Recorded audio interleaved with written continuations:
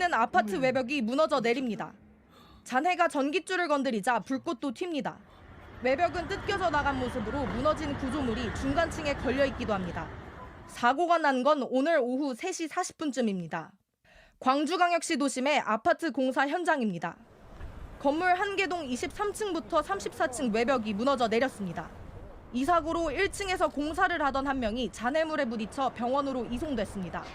붕괴 현장 인근 컨테이너 등에 3명이 갇혀 있었지만 다행히 모두 구조됐습니다. 떨어진 구조물은 인근에 주차된 차량 10여 대도 덮쳤습니다. 사고 당시 아파트 39층에서는 콘크리트 타설 작업이 이뤄지고 있었습니다. 강범위가 붕괴가 돼가지고 지금 차량 10대 정도 지금 매몰되어 있는 상태입니다. 당국은 추가 붕괴 발생이 우려돼 인근에 거주하는 주민들 500여 세대를 대피시켰습니다. 주변 주민들은 콘크리트가 굳지 않은 상태에서 공사를 무리하게 진행한 게 아니냐는 의혹을 제기하고 있습니다. 사고 현장의 시공사는 지난해 6월 광주 학동 재개발 아파트 붕괴 참사의 원청업체와 같은 HDC 현대산업개발입니다. 또다시 안전불감증과 부실공사 의혹이 제기되고 있습니다. JTBC 이혜선입니다. 아파트 동과 동 사이, 지금은 검은 천으로 뒤덮여 있는 저곳이 지하주차장 상판이 무너져 내린 지점입니다. 설계 당시부터 시공까지 모든 과정에 걸쳐 철근이 빠지는 문제가 있었던 것으로 확인됐습니다. 사고가 난 곳은 LH가 발주해서 GS건설이 시공한 공공분양 아파트로 올해 말 입주 예정이었습니다. 국토교통부 조사 결과에 따르면 LH가 책임진 설계도부터 구멍이 났습니다.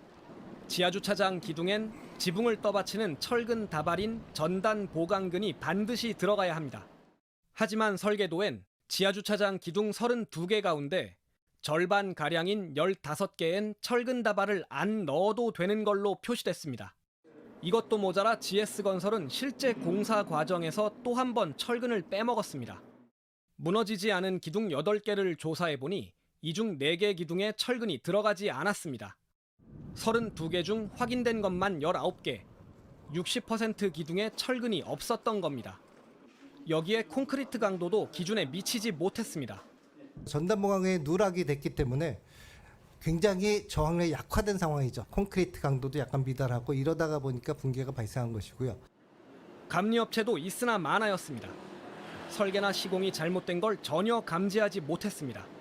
GS건설은 사과문을 통해 아파트를 모두 허물고 처음부터 다시 짓고 입주 예정자들에게 보상하겠다고 밝혔습니다.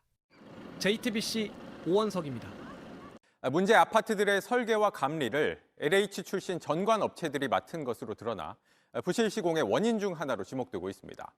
저희가 취재해보니 이 가운데 한 업체는 지난해 붕괴 사고가 발생한 광주 아이파크 아파트, 넉 달 전 주차장이 무너진 인천 검단 아파트까지 모두 감리를 맡았던 것으로 확인됐습니다. 먼저 정아람 기자입니다.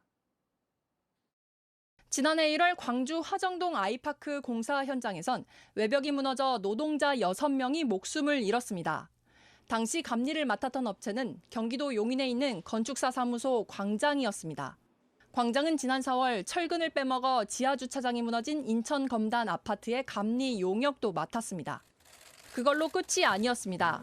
국토부 조사에서 철근을 덜 넣은 걸로 드러난 15개 단지 가운데 충남도청 이전 신도시와 오산세교 이지구의 임대아파트도 광장이 감리했습니다. 광장이 최근 5년간 LH에서 따낸 감리 용역은 모두 23건, 계약 금액은 428억 원에 달합니다.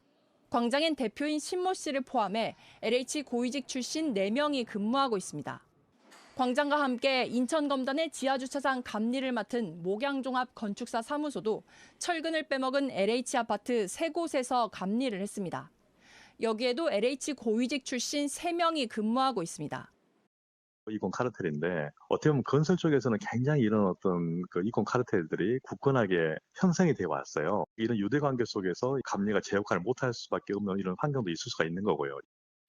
하지만 LH 출신 광장 임원은 우연히 사고가 겹친 것일 뿐이라고 주장합니다.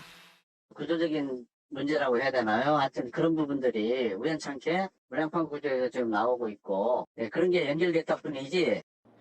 목양 역시 전관 특혜는 없었다는 입장입니다. 전관의 어떤 그런 크게 부각되는 그런 회사처럼 이제 얘기가 되고 있어서 좀 억울한 면이 좀 있습니다. JTBC 정아람입니다. 문제의 전관업체는 감리를 맡았던 광주 아이파크 아파트에서 사고가 난 뒤 영업정지 1년 처분을 받았습니다. 그런데도 인천 검단 아파트 감리를 맡아 또 사고가 났고 철근 빼먹은 LH 아파트 사업까지 따냈습니다. 어떻게 이런 일이 가능했던 건지 이어서 정원석 기자가 취재했습니다. 지난해 9월 경기도는 광주 아이파크 참사의 책임을 물어 광장 건축사무소에 대해 1년 영업정지의 행정처분을 내립니다. 감리를 맡았으면서도 철근과 콘크리트를 비롯한 부실 공사를 전혀 감지하지 못했다고 본 겁니다. 하지만 광장 측에선 곧바로 영업정지가 부당하다며 행정처분을 취소해달라고 소송을 냅니다. 법원은 광장 측 가처분 신청을 곧장 받아들였고 경기도의 영업정지 처분은 1심 판결이 나올 때까지 효력을 잃게 됐습니다. 영업정지에 대한 법원 판단이 언제 날지 기약도 어려운 상황. 본안 소송이 아직 진행조차 안 되고 있습니다. 변론기일이나 예를 들어서 그런 거는 아직 진행되고 있는 게 없어요. 형사소송에서 어떤 판결이 나느냐에 따라서 행정소송도 좀 이렇게 좌지우지가 될 수 있는 거죠. 영업정지 처분을 받은 광장이 입찰에 나섰지만 LH는 아무런 조치도 하지 않았습니다. 가처분 결정은 지난해 10월 11일에 났는데 광장은 이틀 뒤 곧바로 LH의 설계 사업을 따냅니다. 지난해 영업정지 처분 이후만 따져도 광장은 최근까지 6건이나 LH의 설계나 감리를 수주했습니다. 액수로는 120억 원이 넘습니다. 이번에 철근 빠진 아파트 15곳이 나오고 그 원인으로 전관 특혜가 지목되자 LH는 뒤늦게 대책을 내놨습니다. 시공과 설계, 감리업체가 부실 문제가 발생할 경우 한 번만으로 퇴출시키는 원 스트라이크 아웃을 적용한다는 겁니다.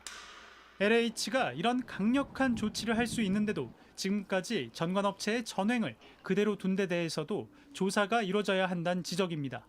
JTBC 정원석입니다. 까불고 있어.